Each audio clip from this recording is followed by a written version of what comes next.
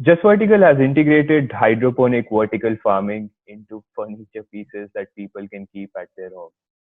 We have Connor with us today, who's the co-founder and CEO of Just Vertical.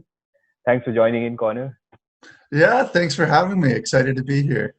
So I was reading about you. You have led an interesting life. Like you have been a TV chef. You have spoken at the UN. You've been at 30 under 30, and now you're building a multi-million-dollar sustainability business.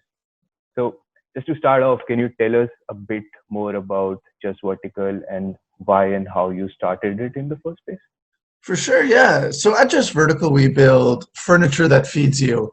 And it actually started from a really simple problem. And it's that I love tacos, love them to death. And I've got an issue in that the key to a good taco is fresh cilantro. But every time Yeah. you buy cilantro, it's in that one size, far too big to eat at once. You Right. end up using half of it. The rest goes into your fridge and goes bad in 2 days. And I wanted to stop wasting cilantro like that, but I couldn't Uh-huh. grow my own because I was living in a city, and all the other indoor gardens on the market just didn't fit my girlfriend's decor choices. So it's like, maybe we can go out and make our own and grow our own food in a sustainable way in our cities. Right. Right. Interesting.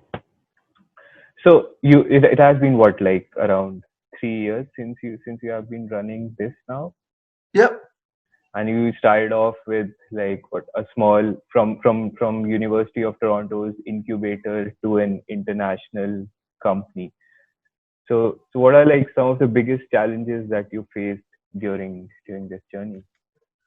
Yeah. So we started as it was actually a research spinoff from my co-founder Kevin Jekyll and I's Yeah. capstone project in our Masters of Science at the University of Toronto. For us, the big adjustment was learning how to move essentially from scientists to the business world. And Right. once we had built the tech, it's easy to build things in a lab, to build things when they're Yeah. small, but to actually scale it, build hardware at scale, and then find customers at scale, right? It's one thing when you're out there pounding the pavement, you find one, two, three customers, but to find 200, 300, 1,000 customers is a Mhm. completely different ballgame. Yeah, that's true. That's true. And Just Vertical as a company is focused on urban farming and a decentralized model of food production. Just wanted to understand, like, how does, urban farming and a decentralized model of food production, how are they a more sustainable solution? Yeah, so for us, it comes down to our technology. So when we grow with the Just Vertical system, we grow using 95 to 99% less water than traditional agriculture. We don't use any pesticides. Uh, and it's in terms of like the actual nutrients that we put in, it's like the equivalent of a tablespoon every 2 weeks. But the biggest thing we like to hit on is, going back to that core problem that I talked about food waste. That's a massive problem in Canada. When you're growing your own food, you only need to pick what you need right then and there. So you get to Right. completely eliminate uh, any food waste, right? Hmm. So that's an important aspect in the sustainability. It's not only how it's grown, but how it's consumed. And then when we talk about it being a decentralized model, it's more resilient when you're not relying on a single farm or a monocrop or a single geography Hmm. for food production, right? So Hmm. if you Okay. know Yeah. it's we see it every year where a food growing region may get hit with a natural disaster, and that causes the price of that food to, Yeah. to spike. So Yeah. So it's sort of like the decentralized model sort of eliminates a lot of steps in the whole food supply chain as well. Is that what you're trying to imply? yeah, it eliminates a lot of the steps, so it becomes less prone to disruption, and at the same time, it's in your own hands, right? You have control over it. Yeah. So how has the feedback been so far from your customers?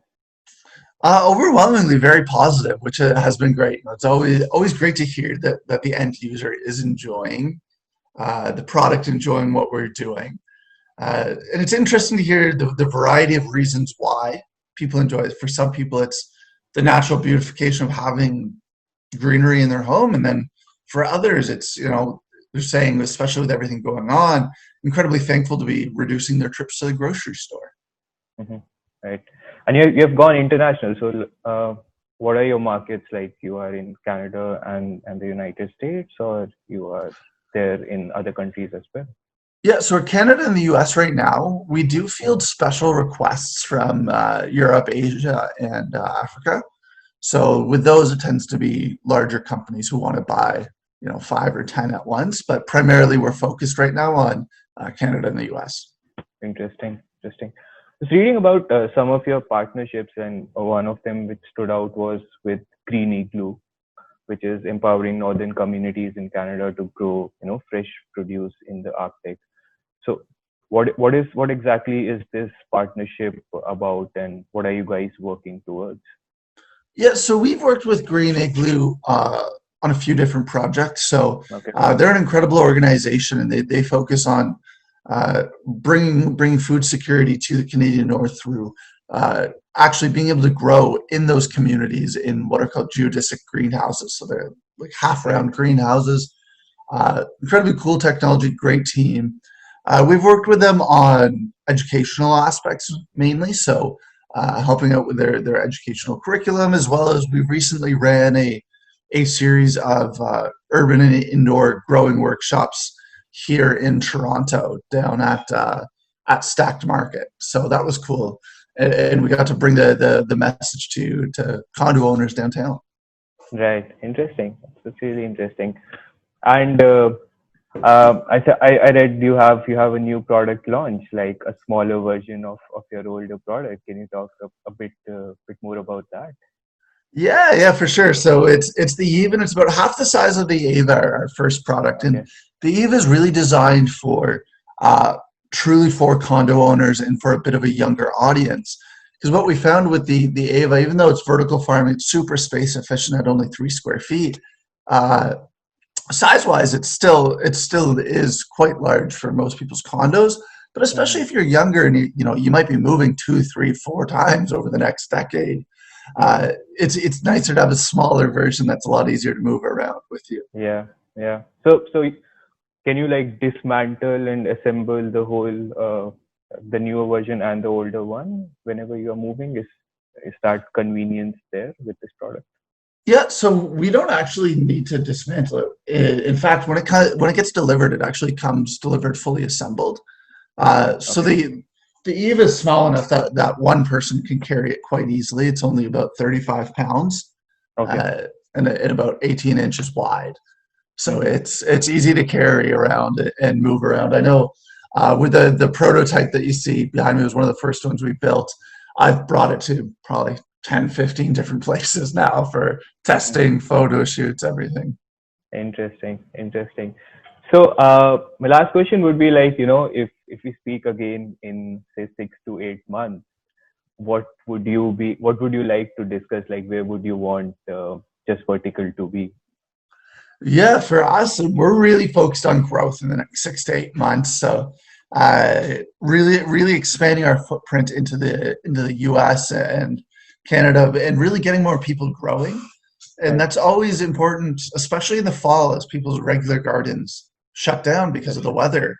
Yeah. That's when we tend to see a big uptick. So, if we're talking 8 months, I'd like to see us, double the amount of customers at least growing, and Hmm. uh, hopefully the next product will be in development by then, as we can continue to expand the product line. Awesome. Awesome. Okay. Well, those were some great insights, Connor. And lastly, like, so you have been in sustainability and you have built a business around that. Like, if you would have to, give some suggestions to new entrepreneurs who are trying to build businesses in the field of sustainability, what would that be?